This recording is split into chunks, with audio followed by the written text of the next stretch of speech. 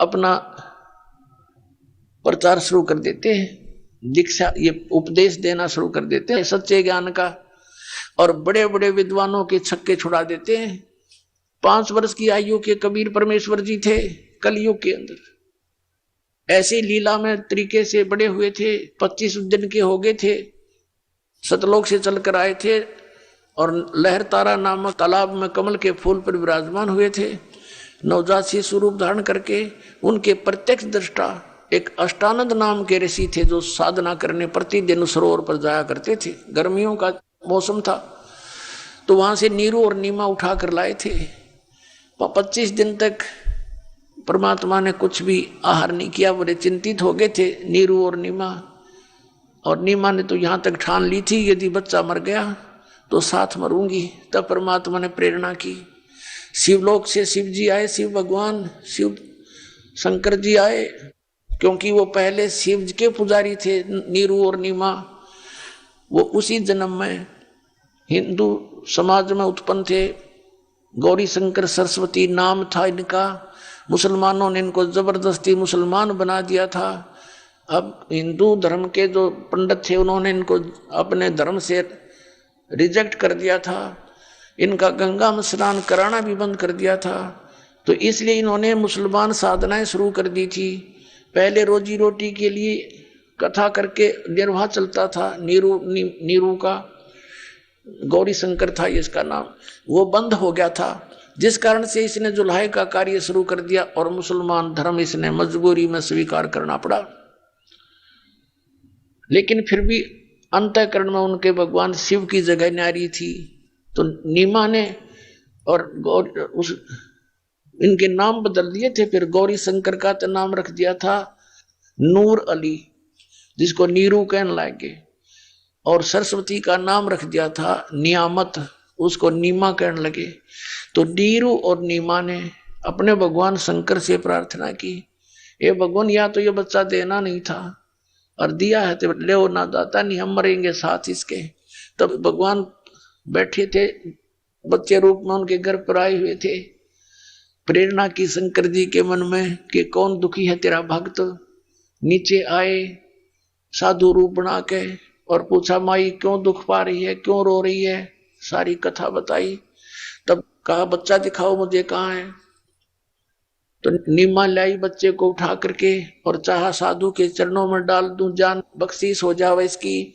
जो ही बच्चे को चरणों में डालना चाहा शिव जी के, तो परमात्मा हवा में उड़ गए कबीर साहब बच्चे, और शंकर जी के सिर के पैर लला करके हवा में ऐसे स्थिर हो गए बगैर किसी सपोर्ट के। शंकर भगवान ने फिर ऐसे किया, उनकी गोद में आ गए। तब कबीर परमात्मा ने 7 बार वचन कहे उसको कि ऐसे ऐसे कर शंकर जी। अब शंकर भगवान जान गए कोई सिद्ध पुरुष है, पहचान वो भी नहीं सके, ही इज गॉड। सोचा ये कोई सिद्ध पुरुष है, और कहा कि जाओ एक गाय कहो, इनको कुंवारी गाय मंगाओ, उसके ऊपर आप आशीर्वाद दे दो शंकर जी, और वो दूध देगी उसको पीऊंगा मैं। अब शंकर भगवान ने ऐसा ही कहा। नीरू एक बछिया ले आया, जाके संग बैल नहीं लागा, यानी कंवारी अनटच्ड, उस गाय के ऊपर शंकर भगवान ने हाथ रख दिया, आशीर्वाद भरा, लंबे लंबे सतन हो गए। एक कोरा बर्तन मंगाया गया था कुमार के घर से, छोटा सा मटका घड़ा, वो नीचे रख दिया साफ करके। तो वो भरने के बाद अपने आप दूध सतन से बंद हो गया। फिर प्रतिदिन ऐसे ही वो कुंवारी गाय दूध देने लगी। परमात्मा शिशु रूपधारी कबीर परमेश्वर सतपुरुष पीने लगे। तो ये वेदों में भी प्रमाण है पुण्यात्माओं। ये ना सोचना कि दास घर की बना के कहे है, वेदों में तो अभी देखा हमने 4-5 वर्ष से 6 वर्ष से, और पहले पवित्र कबीर सागर के अंदर लिखा 600 वर्ष पहले कि उन्होंने ऐसी लीला की थी। और फिर आदरणीय गरीबदास जी को मिले तब भी उन्होंने ऐसी ही लीला की थी। और वेद बताते हैं परमात्मा ऐसी लीला करता है। तो ऐसी लीला आज तक किसी भी गॉड ने नहीं करी। किसी भी जिसको हम परमात्मा मानते थे उनकी ये लीलाएं नहीं है जो वेदों और सदग्रंथों से मेल खाती हो। तो इससे हमें ये पहचान हो गई कि कबीर इज गॉड। अब हम अपने प्रसंग पर आते हैं। कि ये परमात्मा वो है, ये साकार है, सतलोक में सारी सृष्टि है, एज इट इज है, जैसे यहाँ पर है, उसकी नकल है यहाँ पर। यहाँ तो सारी नकली माल है, डुप्लीकेट, नासवान, अस्थायी, और वहां पर ऐसी ही सृष्टि है, ऐसी आपका परिवार है, लेकिन वह स्थायी। अब देखो यहाँ तो आपकी मृत्यु होएगी, डेफिनेट है, ये तो कोई ये भी नहीं कह सकता नहीं मरूं। बाकी ये आइडिया ला रहे हैं कभी नहीं मरेंगे, वो आपकी अपनी सोच है, लेकिन यहाँ पल की एक क्षण का किसी का भरोसा नहीं, कब के बिजली गिर जाए। तो ये सोच करके जिसको आप अपना मानते हो कि ये कार मेरी है, कोठी मेरी है, बेटा मेरा है, बेटी मेरी है, तो ये आपकी अपने जीव सत्र की सोच है या सच्चाई नहीं है। आपकी ईव मृत्यु हो जा, आपके कहां से हो गए? आपको तो इनको जन्म देने का एक मीडिया बनाया काल भगवान ने, और अपने खाने के लिए जैसे बकरे और बकरियां छोड़ देता कसाई, वो बच्चे पैदा करते हैं, उनकी ममता भी होती है, और वो बच्चे बकरे बकरियां उनको अपना समझते हैं। दूसरा कोई बकरा उसके बच्चे को छेड़ देता है तो उसके साथ मरने मारने को तैयार हो जाते हैं, और कसाई आता है उनसे से निकाल ले जाता है, ना वो बेटा देखता ना बेटी किसकी है, माँ किसकी है, और एक डंडा लेकर हाँक ले मोटे मोटों को और जाके काट देता है। उसका उद्देश्य वहां रोकने का यही था। तो यही दिशा परमात्मा ने बताई, यही दशा आप जी के साथ इस काल ने करवा रखी है। तो ये सोचो कि हम इन बच्चों से दूर भी नहीं हो सकते, होना भी नहीं, इसलिए परमात्मा ने बताया कि तुम अपने परिवार में रहकर जब आपको ज्ञान हो जाए क्या कि सचमुच हम काल में फंसे हुए हैं, तो अपने बच्चों को भी बचाओ, जो तुम अपना मानते हो, रिश्तेदार भाई बहन को हर संभव कोशिश करो उनको इस मार्ग पर लगाने की, तो वो भी सेफ है। इस भक्ति करने वाले के पास काल निकट नहीं आ सकता। मर्यादा में रहोगे तो उसका कोई अटैक आप पर नहीं हो सकता, ये गारंटी देता है दास भगवान की ओर से, ये सत्कर मान लेना। अकाल मृत्यु नहीं हो सकती आपके किसी परिवार की अगर आप मर्यादा में रहोगे। परमात्मा ने कहा था जब लग हंसा हमरी आना और काल लगे नहीं तेरा बाणा। परमेश्वर ने कहा कि जब तक मेरी मर्यादा में यो रहेगा मेरा बच्चा, तो तेरा कोई अटैक नहीं हो सकता। चाहे उसकी मृत्यु का दिन भी आ गया तो भी परमात्मा नहीं मरने देगा, क्योंकि ये वो परमात्मा है जो आयु एक्सटेंड करता है, और कोई भगवान नहीं कर सकता, केवल कबीर साहब कर सकते हैं परमेश्वर। और ये काल क्या दांव लगाता है, ये सबसे पहले आपका नाम खंडित करवाता है, चाहे किसी तरह करवाना पड़े, और नाम खंडित होने के बाद फिर परमात्मा की पावर से आप डिस्कनेक्ट हो जाते हो, परमात्मा का संरक्षण नहीं रहता आपके ऊपर, तो वहां फिर आप पर यू काल चोट मार देता है। मर्यादा आपको बता दी गई है, इस पुस्तक के अंदर भी हमने ज्ञान गंगा में भी लिखी है, और वैसे भी जो यहाँ फार्म आपका रजिस्ट्रेशन फार्म होता है नाम लेने वाला, उसके भी बैक में खूब लिखी है। और एक दूसरे भक्तों से भी पूछ लिया करो, वह मर्यादा ठीक रखो, आपके घर में सुख, शरीर में सुख, और आपकी आयु आप जितना जीवन चाहोगे उतना ले लेना मालिक से, पर भक्ति के लिए लेना। केवल भक्ति के लिए मांगोगे तो मिलेगा, यहाँ की बकवादों के लिए मांगोगे तो नहीं मिलेगा। यानी भक्ति मीन के कल्याण हो मालिक मेरा इसी जीवन में, भक्ति करूं और मोक्ष प्राप्त करूं, मेरी भक्ति अधूरी ना रह जा, इसलिए जीवन यातना आप कर सकते हो तो मिलेगी आपको। अब प्रसंग चल रहा है कि जैसे आदरणीय नानक साहिब जी को परमात्मा बेई नदी पर बाबा जिंदा के रूप में मिले थे, वो कबीर साहिब थे, काशी वाले धानक थे, जुलाहे थे। अब सन 1398 से लेकर सन 1518 तक वो परमात्मा सतपुरुष, जिसे अकाल मूर्त भी कहते हैं, शब्द स्वरूपी राम भी उसी को कहते हैं, परम अक्षर ब्रह्म भी उसी की उपाधि है, वो काशी के अंदर एक जन साधारण जुलाहे का कार्य करते रहे, और एक दिन में हजारों जगह प्रकट होकर के अपना ज्ञान प्रचार भी करते रहे, जिस कारण से उस परमेश्वर के 64 लाख शिष्य हुए थे, हिंदू और मुसलमान दोनों धर्मों के। पुण्यात्माओं, आज से 550 वर्ष पहले, 600 वर्ष पहले ना कोई लाउड स्पीकर था, ना कोई मीडिया था, ना कोई चैनल टीवी था। और एक जुल आया और काशी में एक गृहस्थी दिखाई दे, गृहस्थी नहीं थे दाता, उनके 2 बच्चे थे जो उन्होंने किसी कंडीशन पे, किसी उद्देश्य से और उनको जीवित किया था, जो मर चुके थे। घर वालों ने अंतिम संस्कार उनका कर दिया था। फिर वो बच्चे 12-13 साल की आयु का शरीर था, वो फिर मालिक ने अपने पास अपने बच्चों की तरह रखे थे। उनके कोई माता पिता नहीं थे, लेकिन नीरू नीमा उनको जंगल से उठाकर लेकर आई थी, तालाब से, इसलिए वो संसार की रीति से उनको माता पिता कहा करते थे। तो ऐसी लीला एक सिंपल मैन, और उसके 64 लाख से इतनी सुख दिए मालिक ने उन बच्चों को, क्योंकि वो हमारे पिता हैं। हम यहाँ दुखी हैं, ना तो ये ब्रह्म हमारे कर्म को चेंज कर सकता, क्योंकि पाप कर्म के कारण हम दुखी हैं, और पुण्य से हमें सुख प्राप्त है। तो पुण्य तो है तो कोई दिक्कत नहीं, नो प्रॉब्लम, सुख है तरह आरो, लेकिन दुख में दुखी हो जाते हैं हम। लेकिन उसको ना तो ब्रह्मा जी ठीक कर सकते, ना विष्णु जी, ना शिव जी, क्योंकि ये प्रारब्ध में कोई परिवर्तन नहीं कर सकते। ना सरपुरुष ये ब्रह्म कर सकता, ना अक्षर पुरुष ये परब्रह्म कर सकता। केवल परम अक्षर ब्रह्म यानी पूर्ण परमात्मा सतपुरुष कबीर देव जी ही कर सकते हैं। हमारे पापों को नाश करके सुखी कर सकते हैं, और पाप जब तक नहीं कटेंगे सुख नहीं हो सकता। अब जैसे किसी के पैर में कांटा लग गया है और वो अपने छोटे बड़े भाई बहन से कहता है मुझे पीड़ा हो रही है, अब वो ये तो बता सकते हैं कि तुझे कांटा लग गया जिस कारण से पीड़ा है, उनके पास वो निकालने का कोई वस्तु है नहीं, तो वो निकाल नहीं सकते। तो वो कांटा निकले फिर पिन से, सुई से। तो ऐसे ही जैसे अभी तक जिन भी महापुरुषों से आप मिले, इरादा स्वामी पंथ वाले, धन सतगुरु वाले, जितने भी आज तक पंथ वाले हैं, उन महापुरुषों को छोड़कर जो भगवान से मिले, उनकी वाणी को छोड़कर सभी ने यही कहा कि भी कर्म तो भोगना ही पड़ेगा, इसमें कोई परिवर्तन नहीं हो सकता। भक्ति करते रहो, आगे सुखी हो जाओगे। अरे भले पुरुषों, किसी के पैर में कांटा लगा हो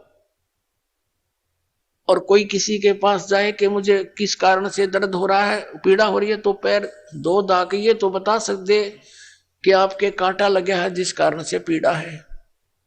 और फिर ये कहे कि कांटा तो निकलेगा नहीं,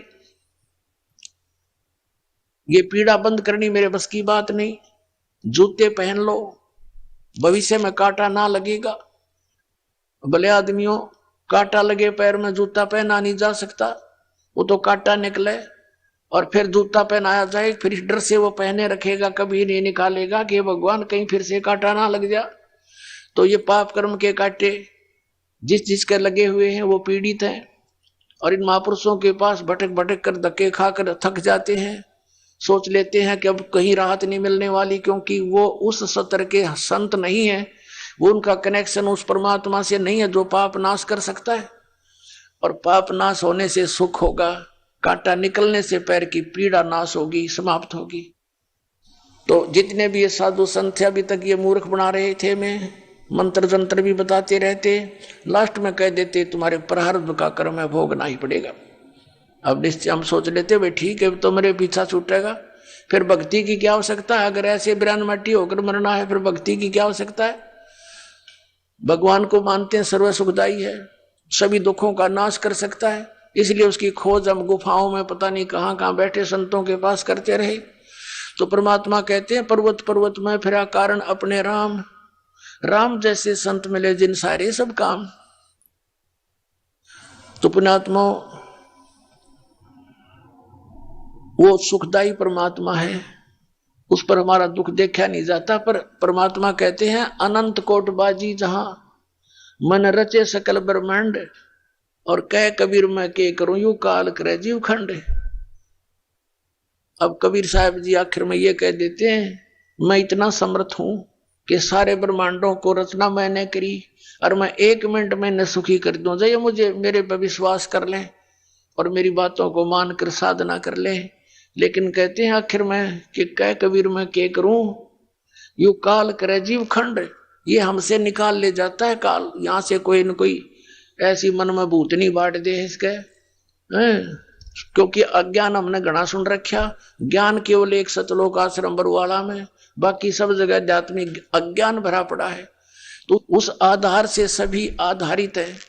और यहां से गए हुए प्राणी को कोई ना कोई सिर फिरा मिल जाता है कि वो किसी ने संत बना दिया। वहां क्या ऐसी नारी बात है, वो तो सबको नो कहता है इनके पास ज्ञान नहीं। दास नहीं कहता, उनका इतिहास कहता है कि उनके पास ज्ञान नहीं है। तो वो फिर बेचारा डगमग हो जाता है। नानक साहिब जी से किसी ने प्रश्न किया कि हे प्रभु, हे महात्मा जी, आप हमेशा यहाँ खोए खोए से रहते हो, चेहरे पर आपका कोई खुशी नजर नहीं आती। तब उन्होंने कहा था कि ना जाने काल की कर डारे और किस विध ढल जा पासावे, जिनाते सरते मौत खुड़क दी उनानो केड़ा हासावे। कि यहाँ पर हंसे किस बात पर, एक मिनट में ना जाने के बिजली गिर जा। जैसे एक खुशी मना रहे थे, विवाह था एक लड़के का, डीजे बजा रहे थे, नाचे बहन भी भाई भी सारे रिश्तेदार, शराब पियो घोटी लाए। अगले दिन बारात जानी थी। उस शहर से 10-15 किलोमीटर गए थे, वो दुल्हे वाली कार एक ट्रक से टकरा गई और 7-8 व्यक्ति थे, उसमें सारे मर गए, दुल्हा भी मर गया। अब बजा लो डीजे। अगले दिन देखा समाचार पत्रों में, माँ भी रोए, बहन भी रोए, टक्कर मारे एक दूसरे के साथ। तो यहाँ किस चीज पर खुशी मनाते हैं? बिना ज्ञान के नशे में नाच रहे हैं हम। यहाँ तो टाइम पास करके अपना पीछा छुटवाओ, चलो वहां खुशी मनाइयो, सदा सतलोक के अंदर सदा खुशी है, वहां पर सदा बाहर है सब कुछ। फिर पूछा कि हे भगवान, हे महात्मा जी, क्या आप सदा ऐसे ही रहते हो या कोई अवसर आपका खुशी का भी आता है? तब उन्होंने कहा कि साध मिले साढ़े शादी होंदी, विछड़ जा दिलगिरी वे, अख दे नानक सुनो जहाना मुश्किल हाल फकीरी वे। नानक साहब जी कहा करते थे कि जब मेरे हंस, मेरे सिख मेरा सत्संग सुनने वापस आते हैं मेरे पास, तो मेरी खुशी का ठिकाना नहीं रहता। और जब यहां से ये जाते हैं, बिछुड़ते हैं मेरे से, मुझे इस बात की चिंता सताने लगती है कि हे भगवान, हे परमात्मा, इन प्यारी आत्माओं को कोई सिर फिरा काल का दूत भ्रमित ना कर दे, क्योंकि ये फकीरी या भक्ति बड़ी कठिन हो गई है। एक संत एक समय में सच्ची कहने वाला एक होता है, झूठ बोलने वाले असंख्य होते हैं। और तो एक व्यक्ति जो सच्चाई सुनकर जाता है, वो कितनी देर तक ठहर सकता है उन झूठों के सामने, जहां पर सैकड़ों व्यक्ति एक ही तरह की बात कहने वाले मिलते हैं। ऐसा नहीं है, ऐसा नहीं है, ये सब झूठ है, कहाँ लिखा है? तो अब दास पर मेहर करी, वो लिखा दिखा दूं हूं, इसलिए आप सभी टिके हुए हो, नहीं तो आपको भी ये डगमग कर देते। तो नानक साहब जी कहा करते थे, साध मिले साढ़े शादी होंदी और विछड़ जा दिलगिरी वे, और अख दे नानक सुनो जहाना मुश्किल हाल फकीरी वे। कहते हैं ये बच्चे वापस आ जाते हैं तो मेरी खुशी का ठिकाना नहीं होता, और जब यहां से ये जाते हैं सत्संग सुनकर, फिर मुझे ये चिंता हो जाती है। और जब ये न्यू के न्यू वापस आ जाते हैं, तो फिर साध मिले साढ़े शादी होंदी, विछड़ जा दिलगिरी वे, अख दे नानक सुनो जहाना मुश्किल हाल फकीरी वे। तो पुण्यात्मा, सच्चाई तो केवल बरवाला आश्रम इसार के अंदर और सब जगह ज्ञान भरा। जो पुण्यात्मा यहाँ से संबंधित होती हैं, उनको रास्ते में यहीं से बसों में टकराने लग जाते हैं, वो तो ऐसा है, वो तो वैसा है, क्योंकि काल ने यूं करवाना था काम उल्टा कि कोई सच्चाई से परिचित ना हो जा। ये भी काल के दूत इनको पुण्यात्माओं को लग रहे हैं ऐसे रोकने कि उनका सत्संग भी नहीं सुनना, रामपाल का, उसकी किताब भी नहीं पढ़ना। रतरा गजब यो, ऐसा पाप के भागी हो रहे तुम। लेकिन अब इनकी एक नहीं चले। परमात्मा ने कह रखा है कि पूरा विश्व एक होगा, पूरे विश्व में ये ज्ञान कबीर परमात्मा का फैलेगा, एक ही भगवान रहेगा कबीर जी, एक ही ज्ञान रहेगा, ये तत्व ज्ञान, और सब ज्ञान नाश हो जाएंगे।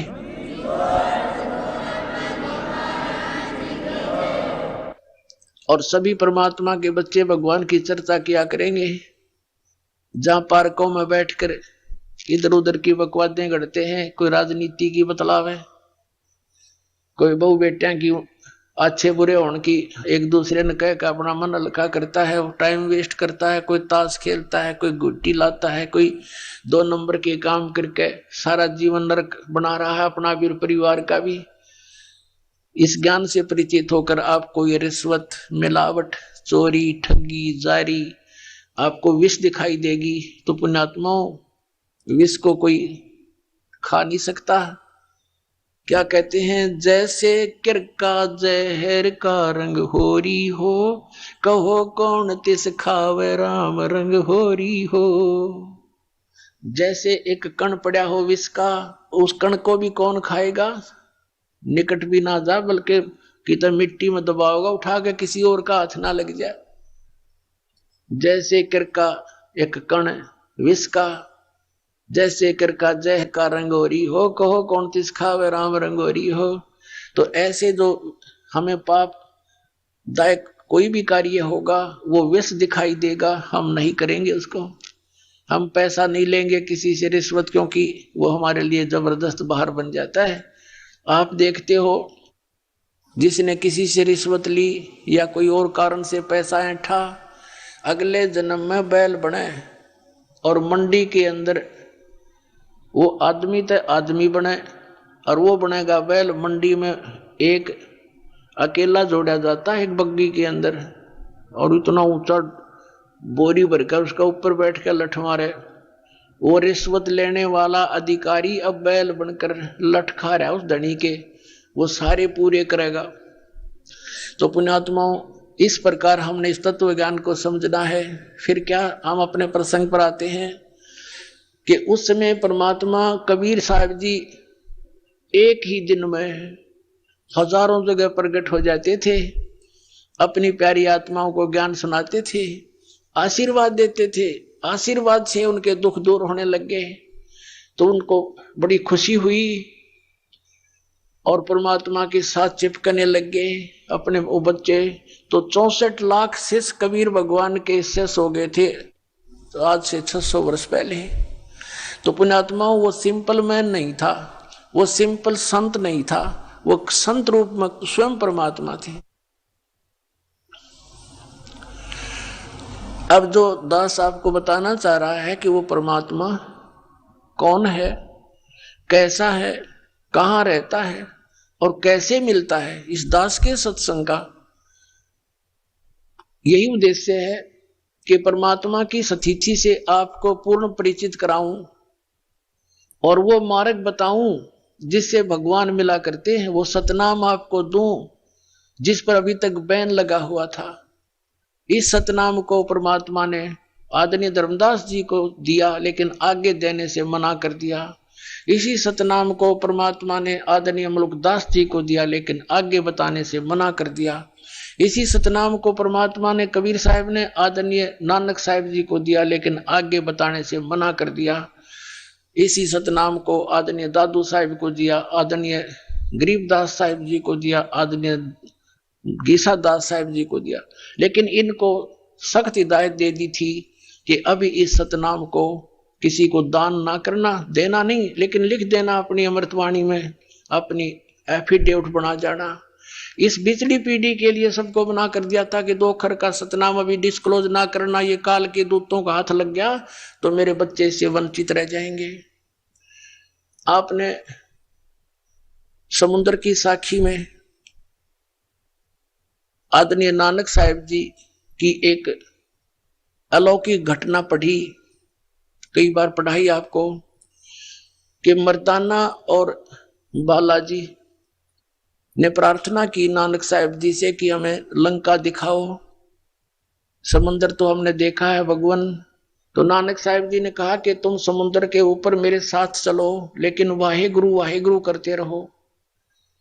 तो उन्होंने ऐसा ही किया, समुद्र पर चल पड़े जैसे थल पर चलते हैं, और वाहे गुरु कर रहे हैं कौन, मर्दाना और बालाजी। नानक साहब जी उस 2 अक्षर के नाम का जाप कर रहे हैं। अब मर्दाना ने देखा कि गुरुजी तो 2 अक्षर का नाम जाप कर रहे हैं, सतनाम, तो मर्दाना ने भी वही जाप शुरू कर दिया। उसी समय समुद्र में डूबने लगा। नानक साहिब जी ने देखा तो और कहा कि मर्दाना, गुरु की करनी की तरफ नहीं देखना चाहिए, वचन का पालन कर। तो फिर वही मंत्र जाप कर इसको त्याग दे। मर्दाना ने फिर वो वाहे गुरु शुरू कर दिया। तो मर्दाना फिर उसी स्थिति में आ गया, जल पर उसी तरह थल की तरह चलने लगा। अब पुण्यात्माओं, स्वयं नानक साहिब जी तो वो सतनाम का जाप कर रहे हैं 2 अक्षर का, लेकिन इसे इसको मना कर दिया, खबरदार इसको जाप किया तो तेरी दुर्गति हो जाएगी। किस लिए? कि यदि ये नाम आज डिस्क्लोज कर दिया, इस पिछली पीढ़ी के अंदर ये काल के दूत, राधा स्वामी, धन धन सतगुरु, सच्चा सौदा, सिरसा, जगमालाड़ी और जय गुरुदेव पंथ, जनोद वाला पंथ, ये सारे काल के प्रलय पंथ है, भ्रमित है ये संत पंथ सभी श्रद्धालु, और इनके हाथ लग जाता है सतनाम। आज ये भी वही 2 अक्षर का नाम जाप करते पाते, तो हम आज डिफरेंशिएट कैसे करता, ये दास आपको कैसे बताता, ये ओरिजिनल नाम है और ये ओरिजिनल असली भगवान है, और उनको अधिकार नहीं नाम देने का। इस मंत्र का जाप यदि कहीं से आप सुन देख कर पढ़ कर आप भी जाप करोगे, कोई यूज नहीं होगा, आपको अधिकारी से लेना पड़ेगा ये। और इस अधिकारी दास के अतिरिक्त 21 ब्रह्मांड में आज कोई नहीं है इस नाम के दान करने वाला। अब ये विचारणीय विषय पुण्यात्माओं, आप बच्चे हो, गहराई से सोचो इस बात को कि नानक साहिब जी ने अपने सिख समाज को भी से वंचित क्यों रखा। अनजान व्यक्ति तैनो सोचेगा कि उन्होंने अच्छा नहीं किया, उनको बताना चाहिए था ये मंत्र, लेकिन उन्होंने महापरोपकार किया, क्योंकि उन्हें कहाँ जाना था।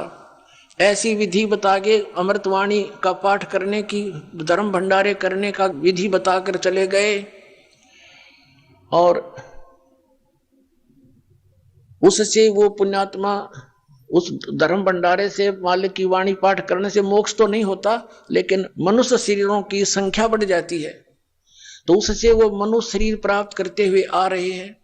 और इस समय पर आकर ये डिस्क्लोज करना था जब ये सभी पंथ चलकर अपने मैच्योरिटी को प्राप्त हो चुके होंगे, इनको इनके सब ज्ञान का, इनके समाधान और भक्ति विधान का सब जन साधारण के पास होगा। फिर दास बतावेगा, यू भेज दिया दास अपना परमात्मा ने, इनके सब का निर्णय कर देगा कि ये गलत नाम जाप कर रहे हैं, ओरिजिनल नाम ये मंत्र है जो महापुरुषों ने जाप किया, इनका कल्याण हुआ। तो अब अपने आप फैसला हो जाएगा और सभी भक्त परमात्मा के सतनाम का जाप करके मोक्ष प्राप्त कर लेंगे। अब नानक साहिब जी स्वयं तो सतनाम जाप करें 2 अक्षर का, और अपने शिष्य को मना कर दिया कि ये नहीं जाप करना। अब जिस कारण से आने वाले समय में 5वें गुरु गद्दी नसीन श्री अर्जुन देव जी ने सोचा कि इन महापुरुषों की वाणी को संग्रह कर दूं, एक ग्रंथ, एक पोथी का रूप दे दूं, ताकि इन महापुरुषों की वाणी आने वाले समय में पढ़ पढ़ कर ये पुण्यात्मा अपना कल्याण करवा ले। तो उन्होंने सबसे पहले तो नानक साहिब जी की वाणी को उन्होंने इकट्ठा किया, फिर अन्य महापुरुषों की और अपनी भी।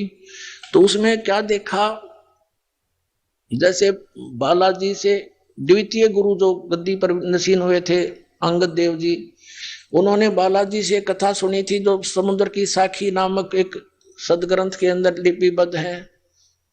तो उसने सुना था कि नानक साहिब जी ने नाम जाप किया सतनाम का 2 अक्षर का, लेकिन मर्दाना ने भी वो जाप किया था, जिस कारण से वो डूब गया था और कहीं आगे मना कर दिया था कि इसको जाप नहीं करना। तो इस दृष्टिकोण से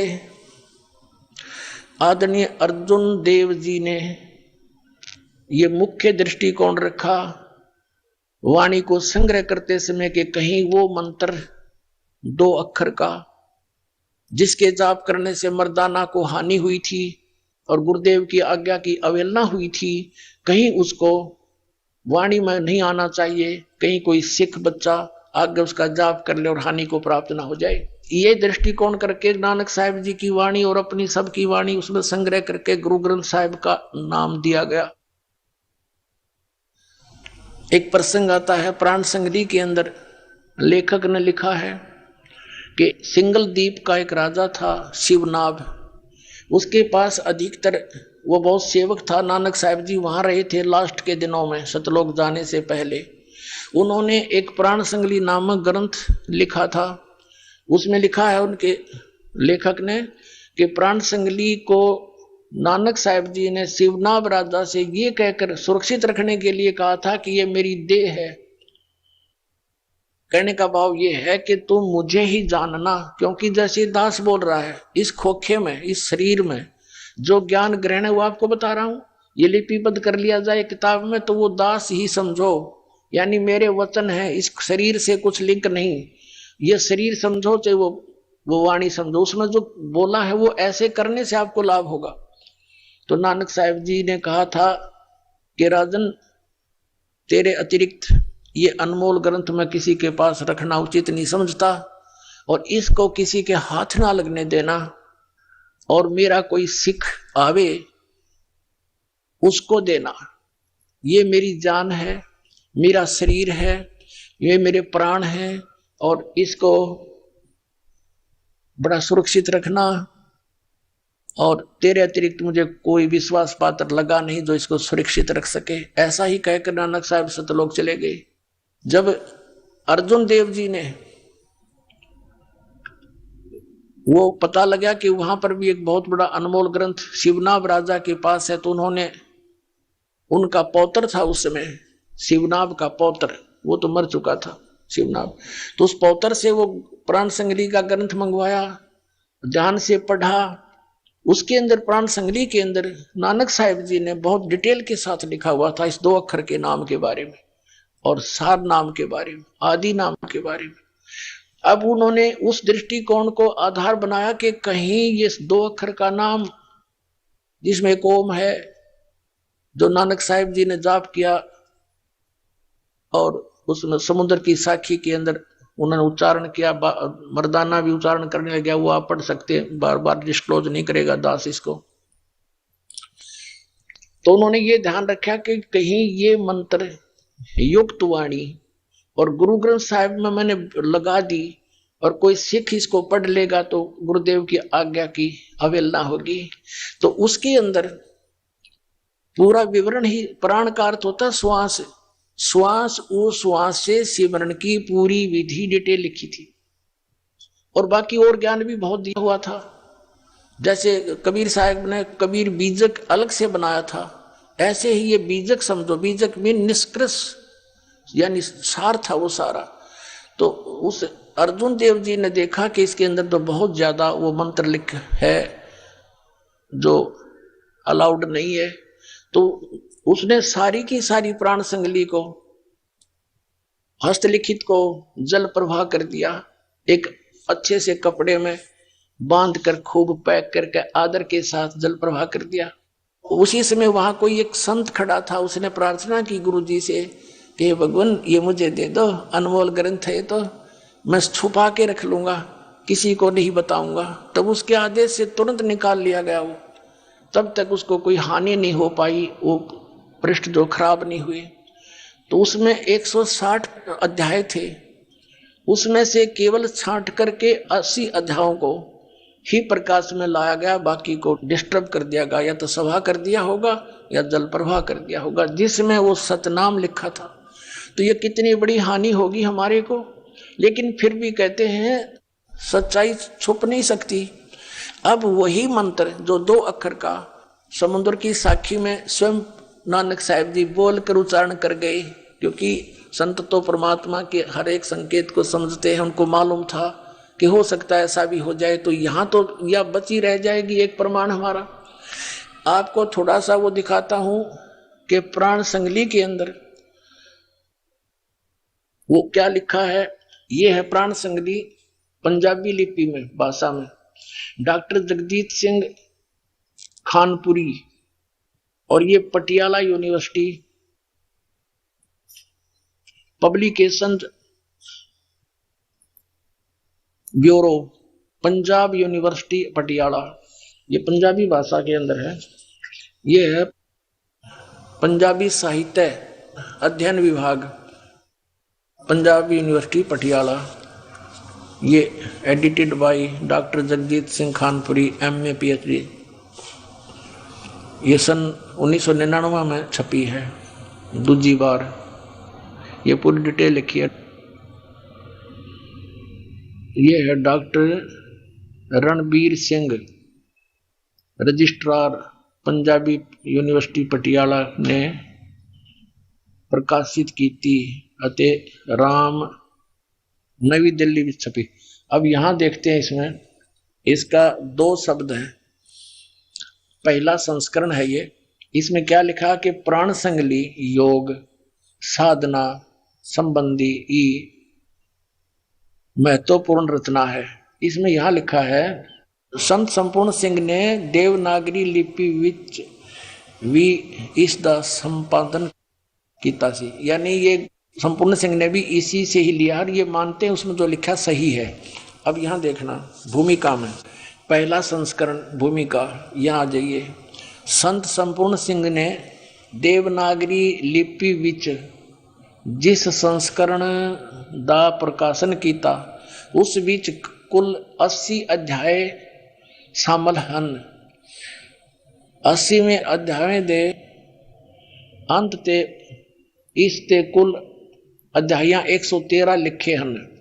इस संख्या दी यानी 113 पृष्ठों वाली संख्या दी पुष्टि जन्म साखियां तो भी होती है, पर संत संपूर्ण सिंह जी ने 160 अध्यावां दे होने दी संभावना वल संकेत किया है।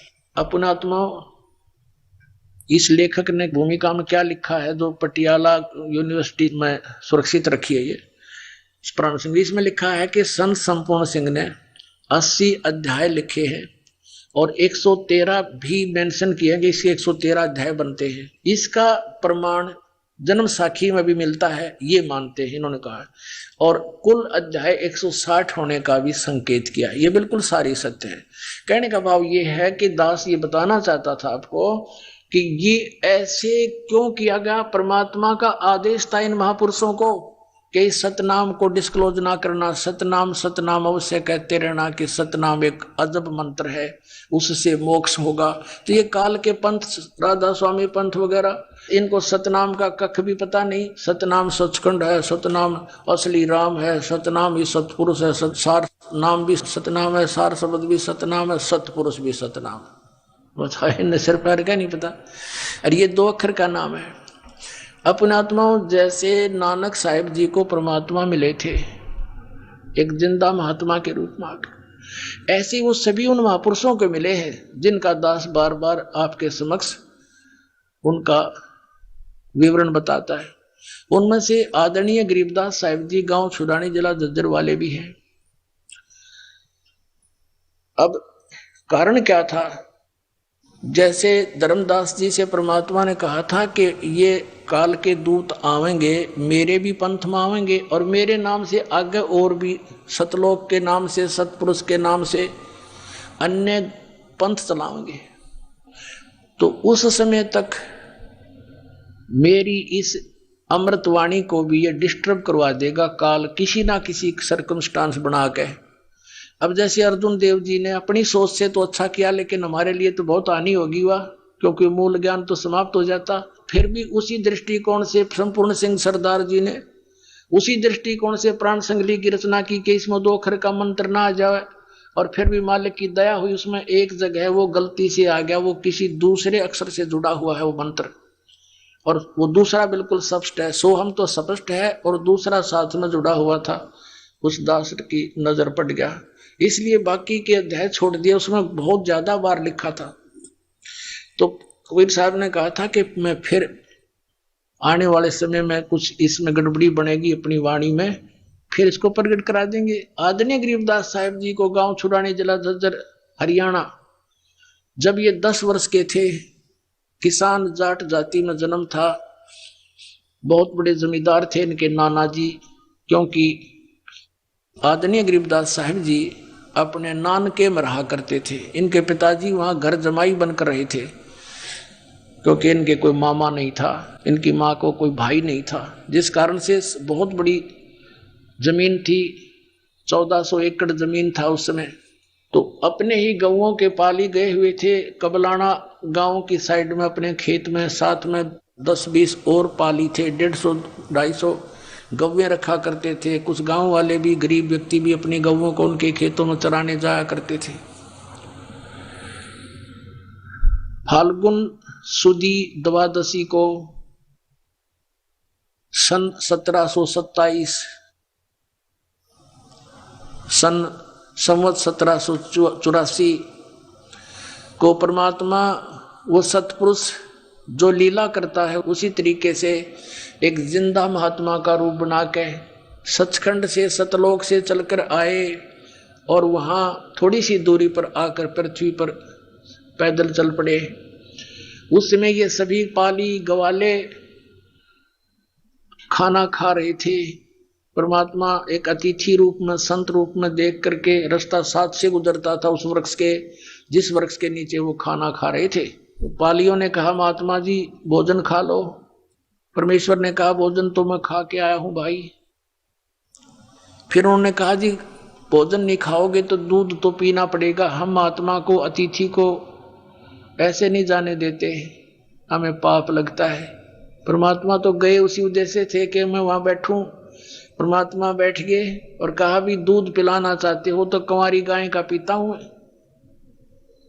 जो पाली थे बड़ी उम्र के वो कहने लगे बाबा जी फिर दूध पीने की नीयत ठीक नहीं, आप तो मजाक करते हो। कंवारी गाय दूध देती है। 10 वर्ष के बालक खड़े हुए आदरणीय गरीबदास साहिब जी एक कंवारी बछिया को लाए पकड़कर, जिसने दूध पीना छोड़ रखा था, लगभग 1.5 वर्ष की हो चुकी थी, और कहा महाराज जी बाबा जी ये दूध कैसे देगी, बच्चा तो है ही नहीं इसके। परमात्मा ने कहा कोई पात्र खाली है तुम्हारे पास? कहा जी एक 5-6 किलो का छोटा मटका होता था, लस्सी वगैरह ले जाते थे, वो मांझ धो के साफ कर रखा था।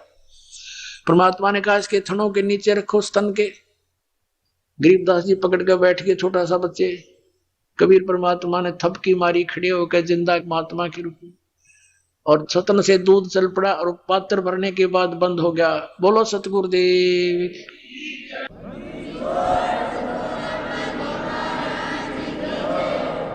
आइए अब हम उन श्रद्धालुओं के अनुभव जानते हैं जो जगत गुरु तत्वदर्शी संत रामपाल जी महाराज जी से दीक्षा प्राप्त कर चुके हैं तथा उनके द्वारा बताए गए भक्ति मार्ग पर चल रहे हैं। बहन जी नमस्कार। सत्साई।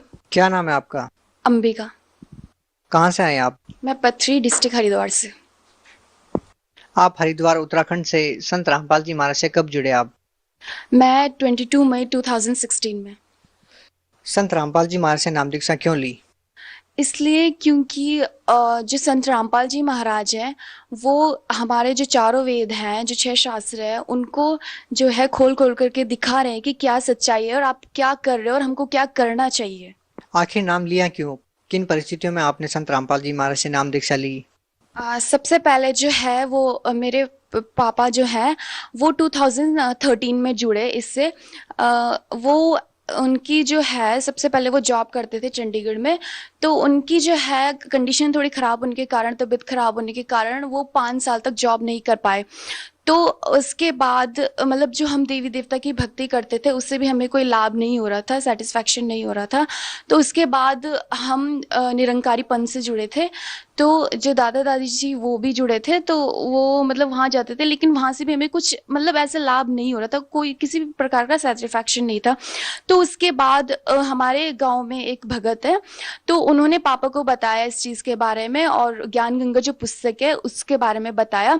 तो पापा मतलब किसी को मतलब ऐसे नहीं बताया कि मैं वहाँ करके जा रहा हूँ, सिर्फ इतना पता था कि ऐसा नहीं बोला कि नाम दीक्षा करके मीन्स ऐसा ऐसा कुछ है।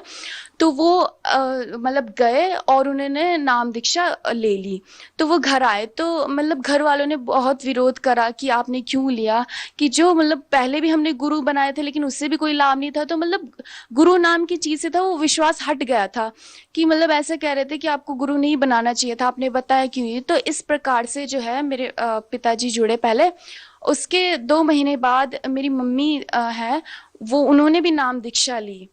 संत रामपाल जी महाराज से नाम दीक्षा लेने से पहले आपके जो पेरेंट्स थे, आपका जो परिवार था, कहाँ से जुड़ा हुआ था? कहाँ कहाँ आपने साधनाएं की हैं? कहाँ कहाँ से आप जुड़े थे?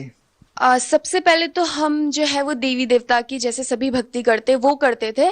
तो उसके बाद मैं जीसस क्राइस्ट को मानती थी, यीशु मसीह, तो मैं उनकी तरफ मतलब जाती थी, क्योंकि मेरा स्कूल ही क्रिश्चियन स्कूल था, तो मैं वहाँ जाती थी। लेकिन वहाँ पर भी कुछ ऐसा नहीं था। फिर जो है हम निरंकारीपन से जुड़े, मतलब मैं और जो मेरे दादा दादी जी थे, हम वहाँ जाते थे। तो वहाँ का भी मुझे कुछ रूल समझ में नहीं आया, जो वो मतलब पैर का पानी पिलाते हैं, मतलब जो चरण उनका जो होता है, तो उससे भी हमें कुछ लाभ नहीं हुआ, और उसके मतलब कुछ भी उससे हमें लाभ नहीं हुआ। देखिए, आज के दिन हिंदुस्तान में धर्मगुरुओं की बाढ़ सी आई हुई है। हर रोज हर रोज कोई ना कोई एक नया बाबा टीवी पर लॉन्च होता है। ऐसे में एक सच्चे संत को पहचानना, पूर्ण संत को पहचानना, एक आम समाज, एक आम लोगों के लिए कितना कितना मुश्किल है, कितना आसान है। ये तो सिंपल सी बात है। अगर आज का समाज एजुकेटेड है, तो उन्हें ये देखना चाहिए कि जो संत रामपाल जी महाराज हैं, वो हमारे वेदों को, पवित्र बाइबल, कुरान शरीफ, गीता, 6 शास्त्रों को, 11 उपनिषद को, 18 पुराण को खोल खोल करके दिखा रहे कि अक्षर ज्ञान तो मालिक ने इसीलिए दिया था कि ताकि आप गलत और सही का वो कर सको, आपको पता चल सके कि क्या सही है और क्या गलत है। तो यही जो है कि अगर हम पढ़े लिखे हैं, अगर आज एजुकेटेड हैं, तो हमें ये देखना है कि हमें अगर सच्चाई जाननी है, तो जो हमारे शास्त्र के अनुकूल है वो देखना है, और हमें एविडेंस देखना, प्रूफ देखना है कि इसका एविडेंस क्या है। बाकी गुरु तो सिर्फ दंत कथाएं बोलते हैं और उनका सर ना पैर, मतलब कुछ भी नहीं है। तो संत राम, क्या आपको लगता है कि जो आज तक हम पूजाएं करते आ रहे हैं लाखों करोड़ों वर्षों से, किसी भी संत ने आज तक शास्त्रों को, वेदों को नहीं पढ़ा होगा? अगर उन्होंने पढ़ा भी होगा तो उन्होंने समझा नहीं है उस चीज को, क्योंकि अगर उन्होंने समझा होता तो वो जो है यहाँ जरूर आते और संत रामपाल जी महाराज जी दीक्षा जरूर लेते, ना कि उनका विरोध करते, क्योंकि सच्चाई यही है।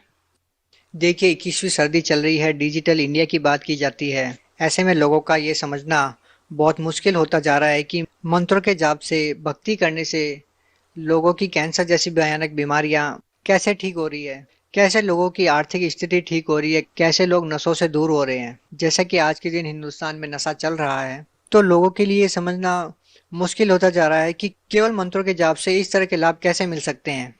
आपका प्रश्न बिल्कुल सही है जो आप कह रहे हो कि लोग कहते हैं कि मंत्रों के जाप से इतनी सारी बीमारियां कैसे कट सकती है।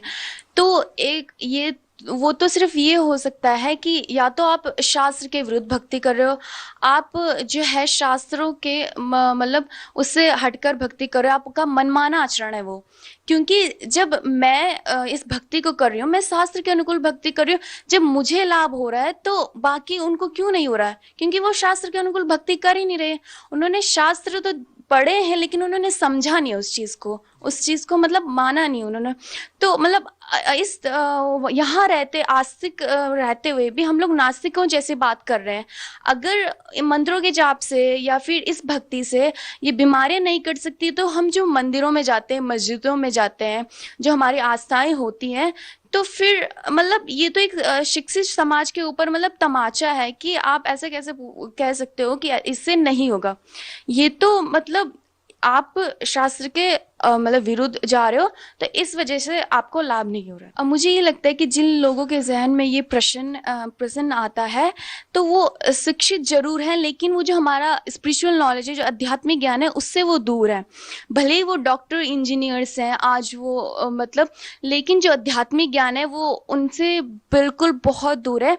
क्योंकि परमात्मा कहते हैं कि ये सब संसारिक पढ़ाई है, ये यहीं रह जाएगी, हमारे साथ हमारे कर्म जाएंगे।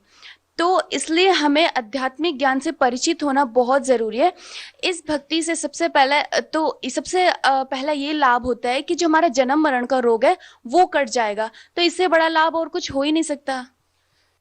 बहन जी, जैसे कि कुछ लोग ये कहते हैं कि हम हजारों वर्षों से जो साधनाएं करते आ रहे हैं, हमारे पूर्वज जो साधनाएं करते आ रहे थे, उस पूजा पद्धति पर संत रामपाल जी महाराज जी ने अचानक प्रश्न चिन्ह खड़ा कर दिया है। अब लोगों के पास क्या रास्ता बचता है? आखिर लोगों को ये समझने में भी मुश्किल हो रही है, जो केवल 15-20 सालों से अध्यात्म मार्ग में आया है, लाखों करोड़ों वर्षों से चली आ रही भक्ति पद्धति पर प्रश्न चिन्ह खड़ा कर दिया है। तो लोगों को ये समझ नहीं आ रहा है, लोगों के लिए समझना मुश्किल हो रहा है। उन लोगों को आप क्या कहना चाहेंगे? ये बहुत दुख की बात है कि जब पहले जो है शास्त्र जो मतलब पढ़े जाते थे, जो पढ़ते थे, तो उस समय जो है समाज एजुकेटेड नहीं था। तो लेकिन जब आज हमारा समाज एजुकेटेड हो गया है तो लोग बिल्कुल उस चीज से बहुत दूर हो गए हैं। आजकल शास्त्र मतलब ये चीज कहीं मिलती नहीं है, देखने को भी नहीं मिलती है। वही आपने 2016 में संत रामपाल जी महाराज से नाम लिया है, आप उन लोगों को क्या संदेश देना चाहेंगे जो संत रामपाल जी महाराज से जुड़ने में संकोच महसूस करते हैं, जबकि वो परेशान हैं? वो सोचते हैं कि संत रामपाल जी महाराज से ही नाम लेना चाहिए, लेकिन फिर भी लोगों के बहकाव में आकर या समाज की मर्यादा में या समाज के कुछ जो उनके ऊपर बाउंडेशन है उनसे बचकर वो संत रामपाल जी महाराज से नाम दीक्षा नहीं लेना चाहते। जैसे कि आपने प्रश्न पूछा, तो अगर मतलब आपको सद्भक्ति मतलब लग रहा है कि ये सही है, अगर करोड़ों लोगों की इतने दुख हैं, जो कैंसर जैसी बीमारियां हैं, तो उससे वो सही हो रहा है, तो मतलब करोड़ों लोगों को लाभ हो रहा है इस चीज से, तो मतलब अगर मुझे भी इस चीज से लाभ हो रहा है, तो अगर आपको जो है इस चीज में बिल्कुल भी संकोच नहीं करना चाहिए और जल्द से जल्द जो है वो संत रामपाल जी महाराज जी से दीक्षा प्राप्त करनी चाहिए। क्योंकि कबीर साहब जी कहते हैं कि दुर्लभ मानुष जन्म है और मिले ना बारंबार, और तरवर जो पाते जड़े बोरे न लागे डर। परमात्मा कह रहे हैं कि मनुष्य जीवन जो है ये दुर्लभ है, ये बार बार नहीं मिलता। तो और तरोवर जो पाते जड़, अगर पेड़ से अगर एक बार पत्ता झड़ जाता है तो वो दोबारा नहीं लग सकता। तो ये मनुष्य चोला ही ऐसा है जो हम भक्ति कर सकते हैं। परमात्मा कहते हैं कि हमें माता भी मिल जाएगी, पिता भी मिल जाएगा, हमें सब मिल जाएगा। हम 84 में अगर चले गए एक बार तो, लेकिन ये भक्ति, ये जो मनुष्य जीवन में जो चोले में अभी हमें जो भक्ति है ये नहीं मिलेगी दोबारा। बहन जी, ये कहा जाता है कि भक्ति करने की एज विशेष होती है, उम्र विशेष होती है।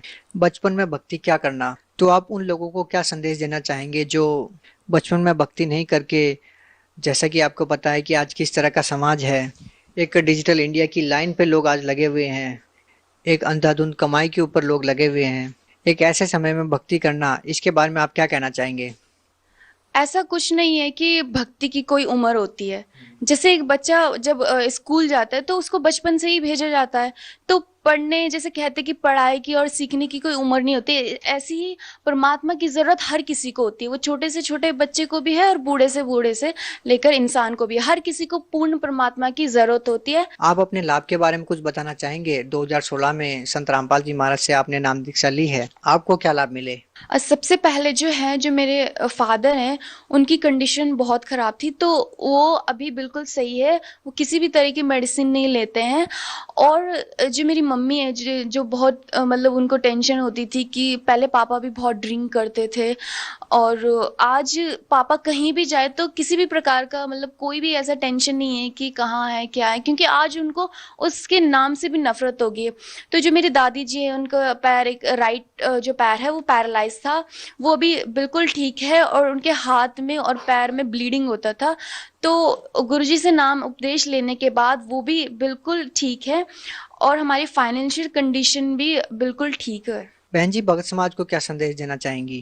भगत समाज को मैं ये संदेश देना चाहती हूँ, जो आज के युग में जो युवा हैं, जो नशे का जो है वो सबसे बड़ा सवाल उठता है कि आज के जो युग में है, वो छोटे से बच्चा भी है जो वो नशा करने लग जाता है, ड्रिंक करने लग जाता है। तो वो मतलब ये सोच रहे हैं कि ये नशा कैसे छूटे या फिर कैसे इससे वो, तो भारत में इतनी सारी योजनाएं होने के बावजूद भी जो है उनको मतलब ये नहीं लग रहा है कि हमसे ये सब होगा। तो मैं उन सभी को ये संदेश देना चाहती हूँ कि आप पूर्ण परमात्मा संत रामपाल जी महाराज के शरण में आए और उनसे नाम उपदेश लें। उनसे जो है आपका हर चीज, मतलब आपके जो शरीर में जो रोग है, जो आपको लगता है कि ये नशा करना मतलब जो भी है वो सब दूर हो जाएगा। आप मानसिक तनाव से बिल्कुल दूर हो जाओगे, आपको शारीरिक सुख मिलेंगे, मानसिक सुख मिलेंगे, हर प्रकार के सुख मिलेंगे। और भगत समाज को मैं ये संदेश भी देना चाहती हूँ, जो लोग अभी तक ये सोच रहे हैं कि इस गलत फहमी में है कि हमें सुख मिलेगा और वो जो है देवी देवता की भक्ति करें, लेकिन वो सिर्फ हमें हमारे कर्म अनुसार ही सुख दे सकते हैं, उससे ज़्यादा नहीं। तो मैं उन सबको भी ये संदेश देना चाहती हूँ कि आप जो है, आज का समाज एजुकेटेड है, आप अपने शास्त्रों को देखिए, उसके अनुकूल जो है आप भक्ति करिए। क्योंकि मतलब कबीर परमेश्वर जी ने का ये कहते हैं कि ये संसार समझदा नहीं और कहंदा शाम दोपहरनो और गरीब दासी वक्त जाता है रोवेगा इस पैरनो। यानी कबीर परमेश्वर जी कह रहे हैं कि ये संसार समझ नहीं रहा है, इसको मतलब बहुत बड़ी भूल लगी है। तो भगत समाज से मेरी यही प्रार्थना, यही विनती है कि आप संत रामपाल जी महाराज के शरण में आए, उनसे नाम उपदेश लें और अपना कल्याण करें। जी धन्यवाद बहन जी।